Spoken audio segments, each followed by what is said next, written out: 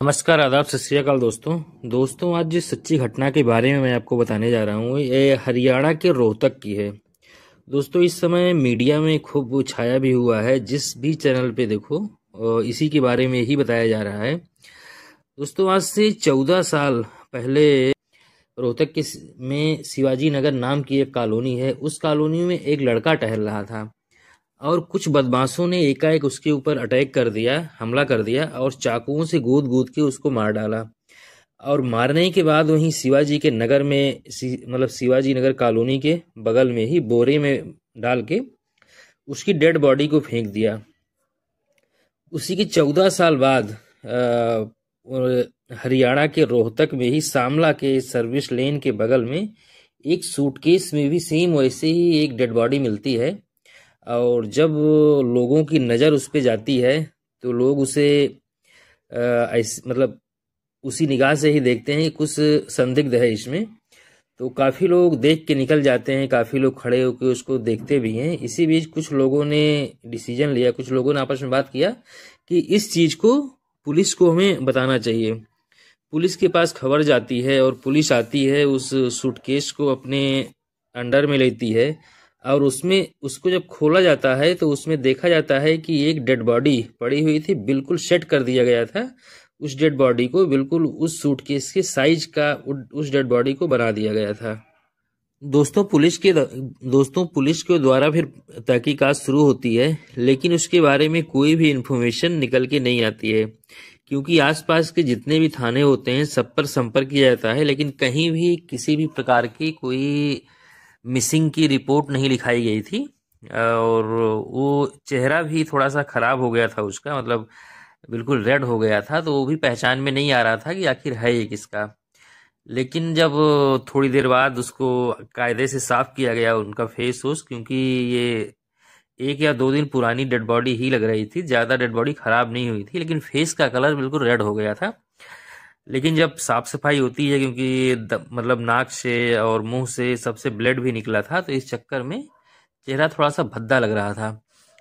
फिर जब dead body को थोड़ा सा फेस को साफ किया जाता है तो उसमें धीरे धीरे पहचान में वो डेड बॉडी आने लगती है, क्योंकि वो चेहरा बड़ा फेमस, सोशल मीडिया पे बहुत फेमस चेहरा है, जो लोगों ने देखते ही पहचान लिया। नाम था हिमानी नरवाल, जो लगभग 25 साल की थी और ये हरियाणा के रोहतक में ही रहती थी। ये फेमस हुई थी राहुल गांधी की 2023 में जब भारत जोड़ो यात्रा चल रही थी, तो उसमें इन्होंने बढ़ चढ़ के हिस्सा लिया था और पूरी यात्रा भर ये राहुल गांधी के साथ में ही थी। काफ़ी सेलिब्रिटी, काफ़ी बड़े बड़े लोग राहुल गांधी की भारत जोड़ो यात्रा में शामिल हुए थे, लेकिन वो कुछ समय के लिए ही, 2 घंटे 3 घंटे के लिए ही आते थे। जब उनके क्षेत्र से वो यात्रा निकलती थी तो लोग उसमें शामिल होते थे, उसके बाद वो वापस चले जाते थे। लेकिन ये हिमानी नरवाल जो है, ये पूरी यात्रा भर राहुल गांधी के ही साथ थी और ढेर सारे फोटो जो वीडियो सोशल मीडिया पे डालती रहती थी। तो ये भारत जोड़ो यात्रा से ही सोशल मीडिया पे काफ़ी सक्रिय हो गई थी और काफ़ी लोग इस चेहरे को पहचानने लगे थे। हरियाणा में कोई भी कांग्रेस का इवेंट होता था, बड़ा इवेंट होता था या छोटा इवेंट होता था, या कांग्रेस का कोई बड़ा नेता आता था, तो उस इवेंट में हिमानी नरवाल जरूर रहती थी और वहाँ से तमाम फोटोज और वीडियो क्लिक करती थी और अपने सोशल मीडिया अकाउंट पे डालती थी। तो इससे भी लोगों को पहचानने में कोई दिक्कत नहीं हुई, क्योंकि काफ़ी सोशल मीडिया पे छाई हुई थी। बात है 17 फरवरी की। हिमानी नरवाल और उनकी माँ महाकुंभ आती हैं और यहाँ से नहा के दिल्ली निकल जाती हैं।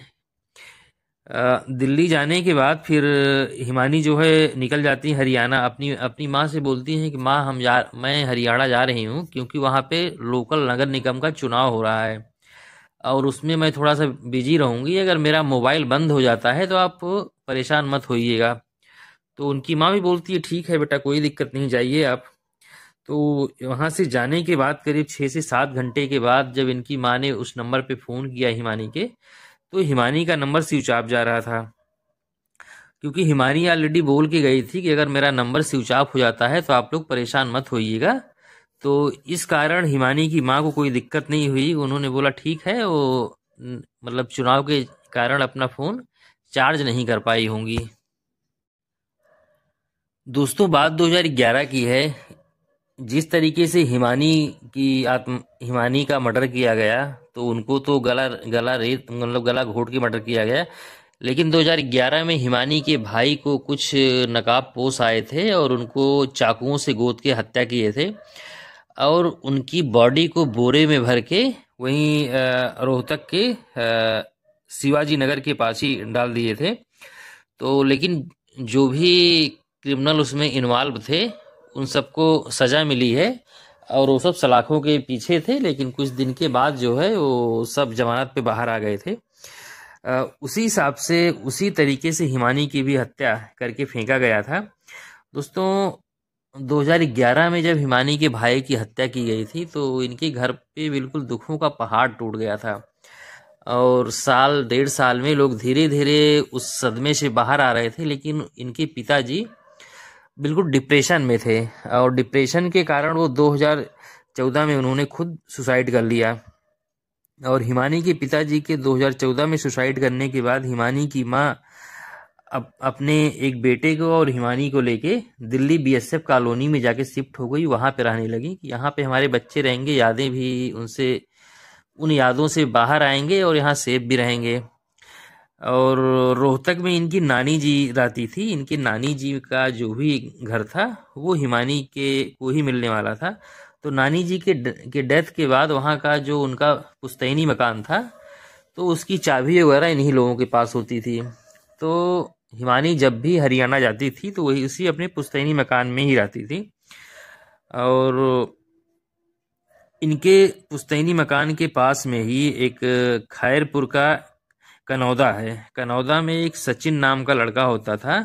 उसका पहले से ही प्रेम विवाह हो चुका था और 2 बच्चे भी थे। उसकी एक मोबाइल की रिपेयर की शॉप थी। तो हिमानी का वहाँ पे आना जाना रहता था मोबाइल वगैरह दिखाने के लिए। धीरे धीरे दोनों में बातचीत होती है और दोनों में धीरे धीरे बातचीत के साथ साथ दोनों बिल्कुल नज़दीक आ जाते हैं और उनके दोनों के बीच में संबंध भी बन जाते हैं। और उसको लेके जब इन दोनों के बीच में संबंध बनते हैं, जो पुलिस वाले थ्योरी बता रहे हैं लेकिन अभी तक ये क्लियर नहीं हुआ है कि हिमानी ने जब ये दोनों लोग एक साथ रहते थे तो हिमानी ने उसका वीडियो बना लिया था और हिमानी उस वीडियो के एवज में सचिन को ब्लैकमेल करके उससे पैसे मांगती थी और तकरीबन 3 लाख रुपए उससे ले चुकी थी। उसी को लेके कुछ मतलब पैसे के लेन देन के कारण ही दोनों में कहा सुनी हुई और कहा सुनी इस कदर हुई कि मतलब मर्डर तक आ गया। पुलिस की ये थ्योरी है। और हिमानी का जो मर्डर किया गया था वो कुछ मतलब दोनों लोग एक साथ में ही अपने पुश्तैनी घर पे थे, बातचीत हुई थी तो चार्जर के केबल से हिमानी का गला घोटा गया था। जिस समय गला घोटा गया उस समय दोनों के बीच में हाथापाई भी हुई, लेकिन हिमानी अपने आप को बचा नहीं पाई और वो जब तक हिमानी की डेथ नहीं हो गई तब तक उस सचिन ने मोबाइल की चार्जर से उसका गला दबा के रखा।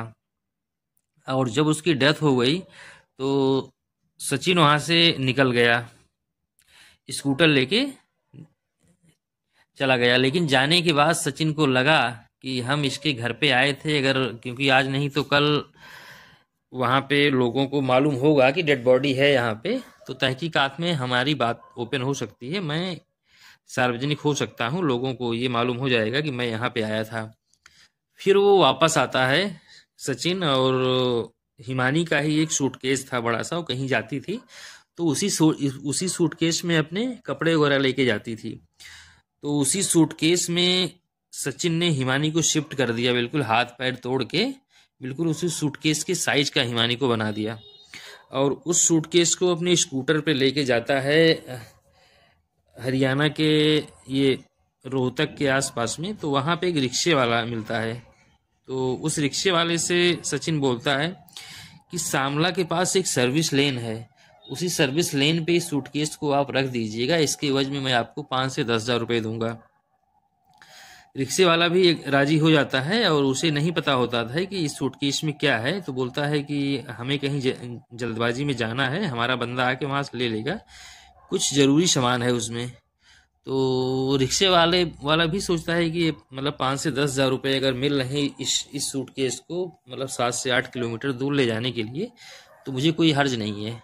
तो लेके जाता है, उस सूटकेस को वहाँ पे रख देता है, पैसे लेके वो निकल जाता है। जब लोगों की निगाह पड़ती है उस पर, तब वो सूटकेस पुलिस के पास जाता है, तब जाके इस हत्या के बारे में लोगों को मालूम होता है। और पुलिस तहकीकात में सचिन का सीसीटीवी फुटेज वगैरह सामने आता है, उसी के बिहाफ पे पुलिस सचिन को गिरफ्तार करती है। और जब थोड़ा कड़ाई से पूछताछ करती है तो वो थोड़ा सा अपना गुनाह कबूल करता है कि हाँ हमने ही मारा है।